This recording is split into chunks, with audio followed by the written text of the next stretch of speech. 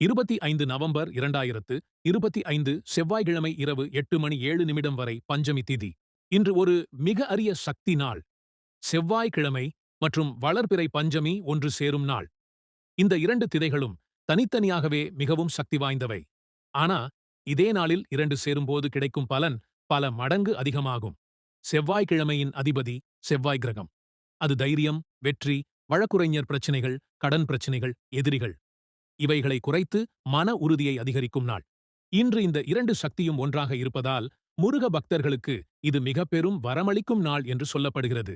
இன்று நீங்கள் செய்ய வேண்டியது சிவப்பு மலர் அல்லது சிவப்பு பழம் வைத்து முருகனுக்கு அருகில் வைங்க.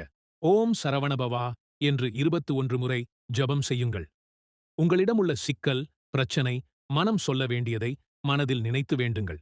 இப்படி உண்மையான நம்பிக்கையோடு செய்தால் தடைப்பட்ட வேலைகள் நகரும். கடன், வழக்கு, எதிரிகள் போன்ற பிரச்சனைகள் மெதுவாக தீரும்.